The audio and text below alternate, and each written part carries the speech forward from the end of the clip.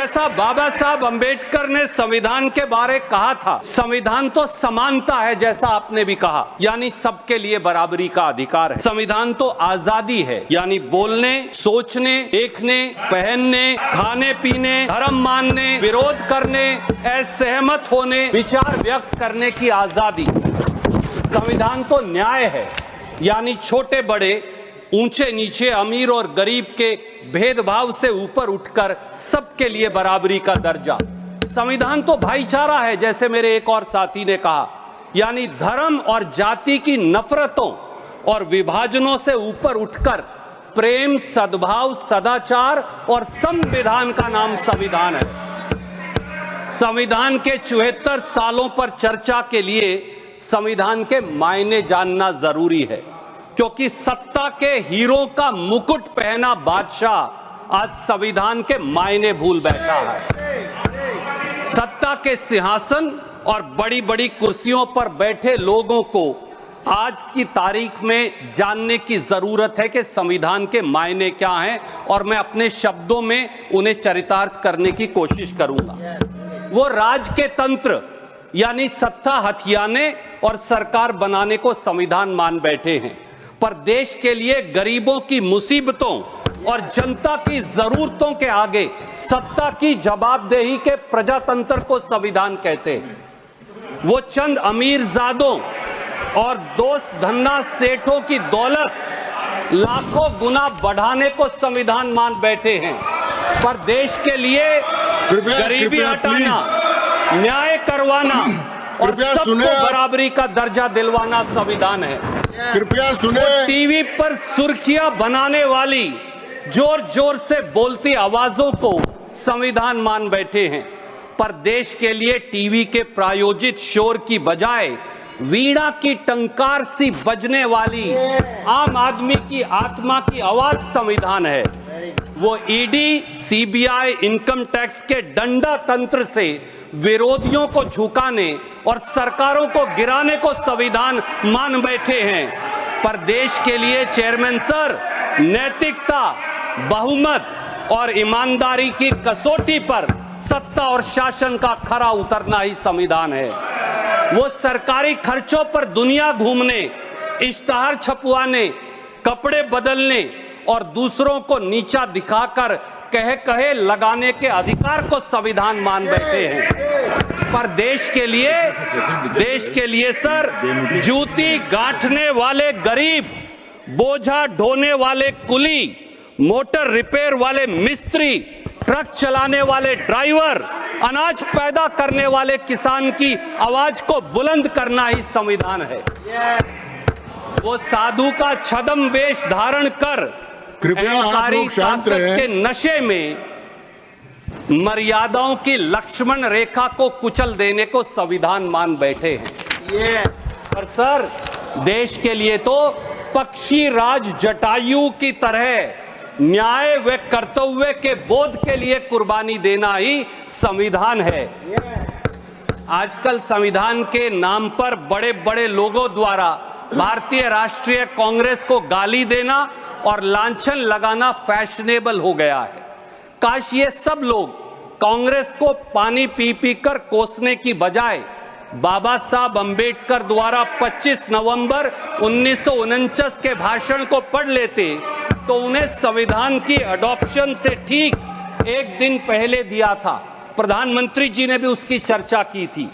And I quote sir, Ambedkar ji ने कहा, विधानसभा के अंदर कांग्रेस पार्टी की मौजूदगी से अराजकता की यह संभावना शून्य हो गई, जिसने इसकी कार्यवाही में व्यवस्था और अनुशासन की भावना लाई।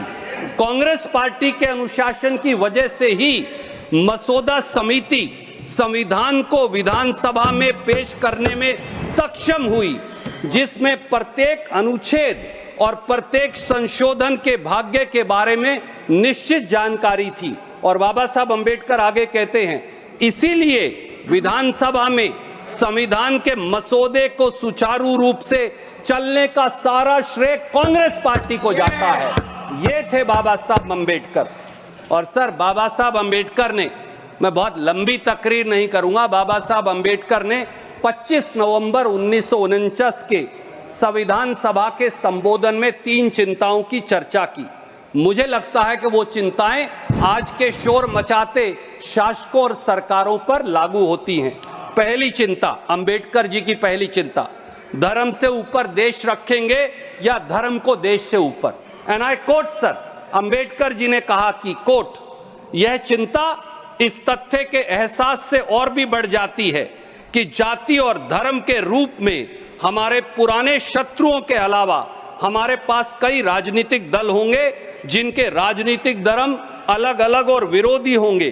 क्या भारतीय देश को अपने धर्म से ऊपर रखेंगे या धर्म को देश से ऊपर रखेंगे? लेकिन इतना तो तय है कि अगर दल धर्म को देश से ऊपर रखेंगे तो हमारी स्वतंत्रता दूसरी बार खतरे में पड़ जाएगी और शायद हमेशा के लिए हो जाएगी। अनकोट। सुरजेवाला जी जी, एक मिनट कृपया प्लीज। सर पॉज कर दीजिए, मेरा समय वो आपका समय है वो, लेकिन अपने पुराने भवन में जी स्पीकर साहब के और उनके दोनों के आसन के पीछे लिखा हुआ है धर्म चक्र प्रवर्तनाएं। सर मैं तो, वो आपके समय पर लिखा गया जी सर, मैं तो बाबा साहब की स्पीच लेकर आया हूं, आप कहें मैं फ्लोर पे रख देता हूं, ऑथेंटिकेट कर रहा हूं। स्पीच चालू रखें जी। सर आज देश में क्या हो रहा है? क्या आज संविधान और देश को दरकिनार कर केवल सत्ता के लिए सांप्रदायिक झगड़ों और नफरत की आग में नहीं झोंक दिया जा रहा? सत्ता की शहतीरों पर बैठे मुखिया जब शमशान बनाम कब्रिस्तान की बात करें, जब मटन, मंगल सूत्र और मुजरे की बात करें, उसे अपना चेहरा बनाएं, जब लोगों को कपड़ों और टोपी से पहचाने, जब बच्चों की संख्या की गिनती से देश की नीतियां चलवाएं, जब दीपावली, रमजान और क्रिसमस का टकराव करवाएं, तो फिर बताइए क्या बाबा साहब की चेतावनी से सीख लेने की जरूरत नहीं है? अंबेडकर जी की दूसरी चिंता थी सर, राजनीति में भक्ति या नायक पूजा निश्चित रूप से पतन और तानाशाही का मार्ग है। और 25 नवंबर 1949 को मुझे मालूम है कि वो शोर से सत्य को पराजित करने की कोशिश करेंगे, पर इसमें कामयाब नहीं होने वाले।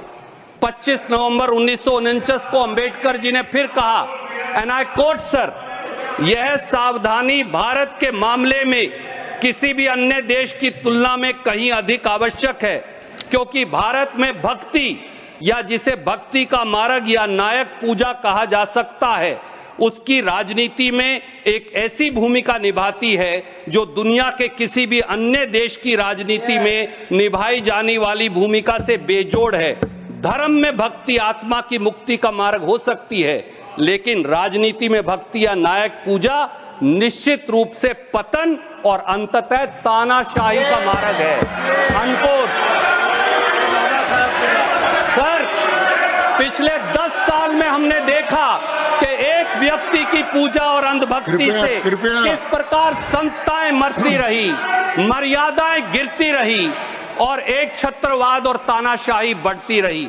इसके कुछ उदाहरण मैं देना चाहूंगा। एक व्यक्ति ने कहा किसान को लागत पर 50% मुनाफा मिलेगा, 2022 तक किसानों की आय दुगनी हो जाएगी। नतीजा क्या हुआ? उल्टा सरकार बनते ही उचित मुआवजा कानून को खत्म करने की कोशिश की, फिर किसान विरोधी काले कानून लाए, 700 किसानों की शहादत हुई और आज भी किसान दिल्ली आने के लिए सिसक रहा है। एक व्यक्ति, सर 2 मिनट्स, एक व्यक्ति ने कहा कि नोटबंदी लाऊंगा, काला धन, नकली नोट और उग्रवाद 50 दिन में खत्म करवाऊंगा। काला धन तो खत्म हुआ नहीं, नकली नोट तो खत्म हुए नहीं, उग्रवाद नक्सलवाद तो खत्म हुआ नहीं, अर्थव्यवस्था खत्म हो गई। एक व्यक्ति ने कहा कोरोना में बगैर सोचे समझे लॉकडाउन लगाया, कहा ताली बजाओ, मोबाइल की लाइट जलाओ, कोरोना जादू से खत्म। कोरोना तो खत्म हुआ नहीं, गंगा मैया लाशों से हट गई, लाखों लोग हजारों किलोमीटर पैदल चलकर गए और लाखों रोजगार खत्म हो गए। एक व्यक्ति ने कहा, सर मैं बस खत्म कर रहा हूं, एक व्यक्ति ने कहा कि रात को 12 बजे संसद में घंटी बजाओ, जीएसटी लाओ, अर्थव्यवस्था आगे लेकर जाओ। जीएसटी आम व्यवसाय के लिए गब्बर सिंह टैक्स बन गई और नहीं, इसको सरकारी वसूली मेरा का नाम है तरीका। घनश्याम जीएसटी। सर एक तीसरी चिंता की मैं 1 सेकंड में चर्चा करूंगा। अंबेडकर जी की तीसरी चिंता थी आर्थिक और सामाजिक असमानता राजनीतिक लोकतंत्र के लिए खतरा है। सर 1 मिनट, 25 नवंबर को अंबेडकर जी ने कहा हमें इस तथ्य को स्वीकार करके, कोट सर, हमें इस तथ्य को स्वीकार करके शुरुआत करनी चाहिए कि भारतीय समाज में 2 चीजों का पूर्ण अभाव है। इसमें से एक है समानता। सामाजिक धरातल पर भारत में एक ऐसा समाज है जो क्रमिक असमानता के सिद्धांत पर आधारित है। आर्थिक धरातल पर हमारे पास ऐसा समाज है जिसमें कुछ लोगों के पास अपार संपत्ति है जबकि कई लोग गरीबी में रहते हैं। हम कब तक इसे नकारते रहेंगे? ये राजनीतिक लोकतंत्र को खतरे में डाल देगा। अनकोट। सर बस मैं मेरी बात समाप्त कर रहा हूं। आज 140 करोड़ के देश में मैं आपके संज्ञान में लाता हूं 1% लोगों के पास देश की 40% संपत्ति है। हम एक बार फिर अंग्रेजों की आर्थिक असमानता में पहुंच गए हैं। किसान तो 27 रुपया प्रतिदिन कमाता है, इनके उद्योगपति मित्र 1600 करोड़ प्रतिदिन कमाते हैं और हजारों करोड़ का घोटाला करते हैं। संविधान को सशक्त बनाना है तो संविधान को सशक्त बनाने के लिए बाबा साहब की इन तीनों चिंताओं पर जरूर गौर करनी पड़ेगी, तभी संविधान सशक्त हो पाएगा।